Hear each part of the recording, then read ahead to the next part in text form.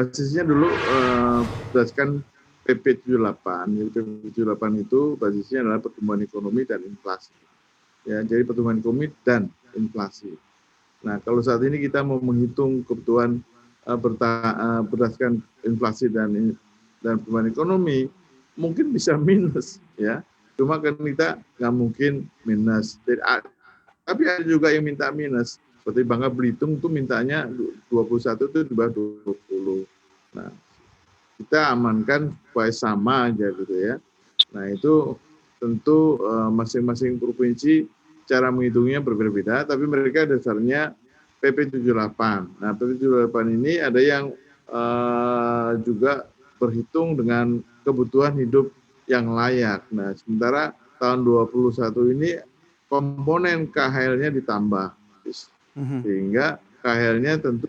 Nah, itu mungkin perhitungan-perhitungan yang dilakukan setiap masing-masing gubernur yang naik ya, itu berbeda. Misalnya mungkin DIY, Jateng, dan DKI ya, yang saat ini sudah menaikkan. Dan Sulsel juga menaikkan kalau salah. Nah, itu berbeda-beda berangkat menghitungnya. Nah, tiap daerah itu ada Dewan Pengupahan Daerah. Nah, Dewan Pengupahan Daerah itu kan komponennya ada 3, yaitu Apindo, lalu asosiasi pekerja, dan pemerintah sendiri. Nah, disitulah mereka berunding dan merumuskan apakah naik atau tidak naik, kalau naik, naiknya berapa. Baik.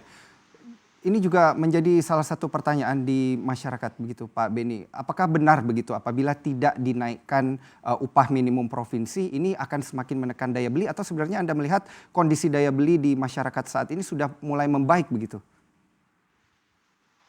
Bukan daya beli itu kan itu ada hubungan langsung memang, artinya kalau banyak orang mendapatkan upah tentu dia mempunyai kemampuan daya beli. Tapi jangan lupa bahwa sekarang ini yang kita butuhkan adalah lapangan kerja yang lebih banyak, ya.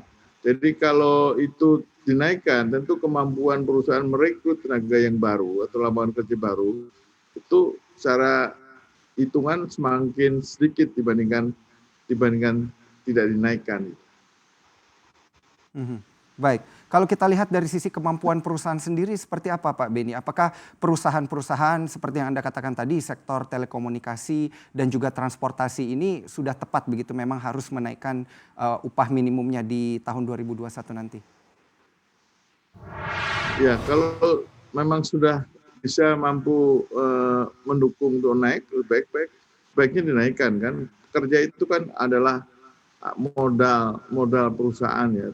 Artinya perusahaan tanpa kerja juga kan nggak bisa jalan. Nah, kita bisa lihat baca aja perusahaan publik ya yang memang untungnya itu tidak terganggu karena COVID ya, misalnya perkebunan kelapa sawit ya, lalu batu bara itu mungkin tidak terganggu. Di samping yang tadi saya katakan telekomunikasi dan farmasi. Ya, tapi Baik. kalau industri mobil misalnya ya, Toyota itu pasti turun lah.